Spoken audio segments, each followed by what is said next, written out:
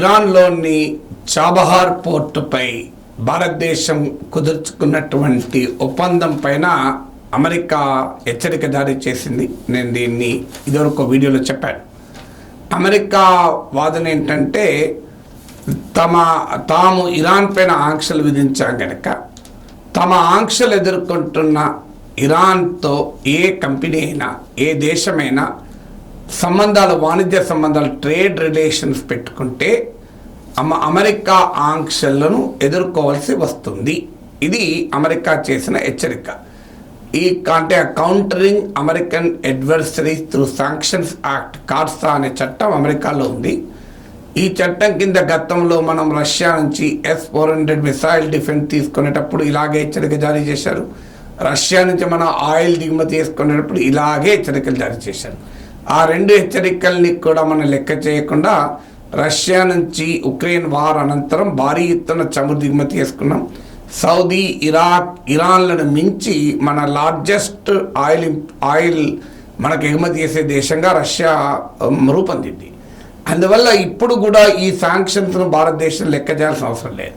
ఎందుకంటే అమెరికా ఏమీ చేయదు. ఎందుకంటే ఇక్కడ స్ట్రాటజిక్ డైమెన్షన్ ఉంది.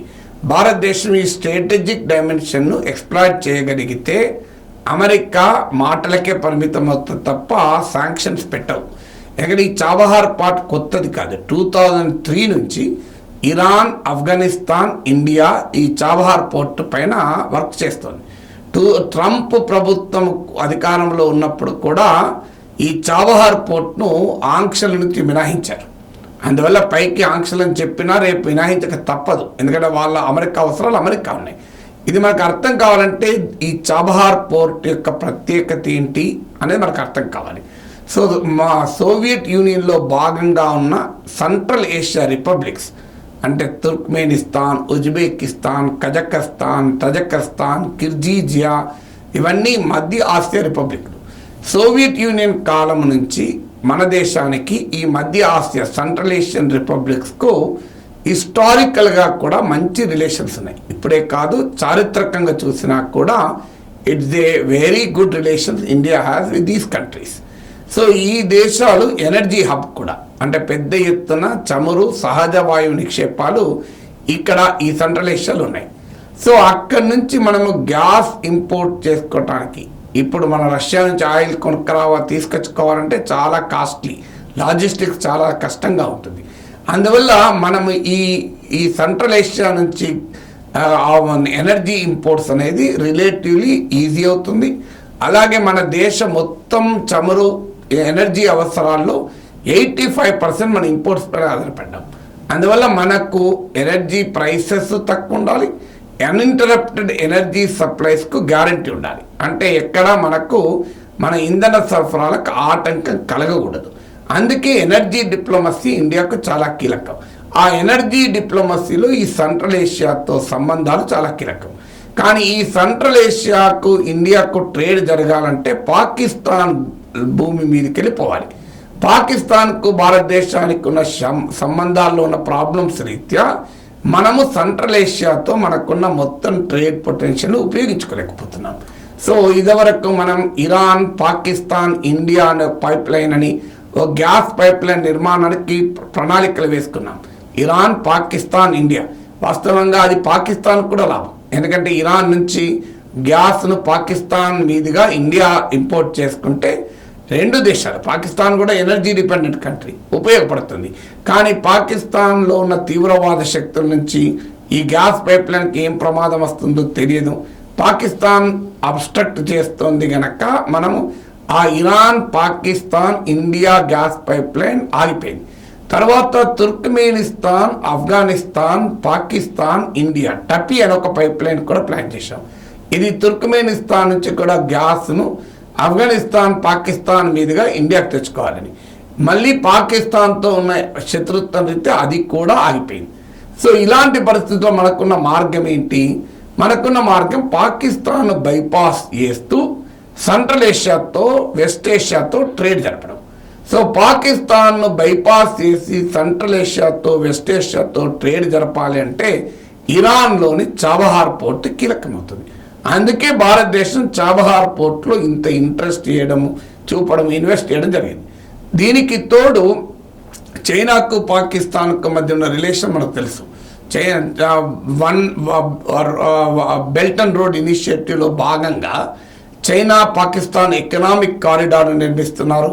పాకిస్తాన్లోని గ్వాదర్ పోర్ట్ ఈ చైనా పాకిస్తాన్ ఎకనామిక్ కారిడార్లో భాగంగా చైనా డెవలప్ చేస్తుంది. ఇది ఈ ప్రాంతంలోనే పెద్ద రీజనల్ హబ్గా డెవలప్ చేస్తున్నారు. అందువల్ల గ్వాదర్ పోర్టు చైనా ఇన్ఫ్లుయెన్స్లో, చైనా కొలాబరేషన్తో పాకిస్తాన్లో డెవలప్ అవుతున్న పోర్టు మీద మనం ఆధారపడలేము. అందువల్ల మనకు సొంతగా ఒక సోర్స్ ఉండాలి. అందుకే ఇరాన్తో, ఆఫ్ఘనిస్తాన్తో కలిసి మనం చబార్ పోర్టు 20 ఏళ్ల కిందటనే మనం మొదలుపెట్టాం. అమెరికా ఆంక్షల వల్లనే అది ఇంతకాలం ముందుకు సాగలేదు. ఎప్పుడైతే ఇండియా చబార్ పోర్టు పైన ఆసక్తి తగ్గించిందో ఇరాన్ మళ్ళీ చబార్ పోర్టు గురించి కూడా చైనా వైపు చూసింది. అందువల్ల ఇప్పుడు ఆల్రెడీ పాకిస్తాన్లోని గ్వాదర్ పోర్టు చైనా నిర్మిస్తోంది. ఇక చబార్ పోర్టు కూడా చైనా చేతుల్లోకి వెళ్తే ఈ ప్రాంతంలో చైనా స్ట్రాటజిక్ డెప్త్ పెరుగుతుంది. అంటే భారతదేశానికి సెంట్రల్ ఏషియాకు ట్రేడ్ లింకు రాదు, పైగా ఈ ప్రాంతంలో చైనా ఇన్ఫ్లుయెన్స్ పెరుగుతుంది. ఆల్రెడీ చైనా ఇరాన్ పైన ఇన్ఫ్లుయెన్స్ చూపుతోంది. ఇరాన్కు సౌదీ అరేబియాకు మధ్య ఇటీవల చైనాలో ఒప్పందం కుదిరింది. సౌదీ అరేబియా అమెరికా మిత్రదేశమైనప్పటికీ చైనా సహకారంతో అమెరికా శత్రు దేశమైన ఇరాన్తో ఒప్పందం కుదుర్చుకుంది. పాకిస్తాన్ ఇరాన్ల మధ్య సంబంధాలు బాగా ఉన్నాయి. రష్యా, చైనా, ఇరాన్ నెక్సెస్ ఉంది. అందువల్ల ఇప్పుడు కనుక మనము చైనాకు వదిలేస్తే ఈ ప్రాంతాన్ని ఇండియాకు చాలా పెద్ద నష్టం జరుగుతుంది. ఇది అమెరికాకు కూడా ఇష్టం ఉండదు. ఎందుకంటే అమెరికా కూడా ఈ ప్రాంతంలో చైనాకు వ్యతిరేకంగా భారత్ సహకారాన్ని కోరుతుంది. అందుకే మనం అమెరికా, జపాన్, ఆస్ట్రేలియాతో కలిసి క్వాడ్లో భాగంగా ఉన్నాం. క్వాడ్రిలేటరల్ ఇనిషియేటివ్ అని, అలాగే అమెరికా, ఇజ్రాయెల్తో కలిపి మన I2U2లో భాగంగా ఉన్నాం. India, Israel, United states, United Arab Emirates. So అందువల్ల ఇండియా అవసరం అమెరికాకి ఇక్కడ చాలా కీలకంగా ఉంది చైనాను కౌంటర్ చేయడానికి. అందులో మోడీ ప్రభుత్వం ఉన్నప్పుడు మళ్ళీ ఇంకా యాంటీ చైనా స్టాండ్ ఉంటుంది కనుక అమెరికా అంత సులభంగా భారతదేశం పైన ఆంక్షలు విధించే ప్రసక్తి లేదు. మాటలు ఎన్ని చెప్పినా చైనాను కౌంటర్ చేయడానికి భారతదేశం అవసరం. ఈ మొత్తం వ్యవహారంలో చైనా డైమెన్షన్ కూడా ఉంది. భారతదేశం పక్క జరిగితే ఈ ప్రాంతము చైనా మరింతగా తన డెప్త్ను పెంచుకుంటుంది. అది చైనా కూడా, అది అమెరికా కూడా కోరుకోదు. అందువల్ల కూడా భారతదేశం పట్టించుకోవాల్సిన అవసరం లేదు. అమెరికా ఆంక్షల హెచ్చరికలు లెక్క చేయకుండా చబహార్ పోర్టు పైన ముందుకు పోవడం ఇండియన్ ఎకనామిక్ ఇంట్రెస్ట్లకు, స్ట్రాటజిక్ ఇంట్రెస్ట్లకు కూడా అవసరం. యుఎస్కి అమెరికాకి ఈ మాత్రం అర్థం కాకుండా ఉంటుందని అనుకోను. అందువల్ల మనం డిప్లొమాటిక్గా అమెరికాకు ప్రాపర్గా కన్వే చేస్తే ఈ ఆంక్షల హెచ్చరికలు కేవలం మాటలకే పరిమితం అవుతుంది.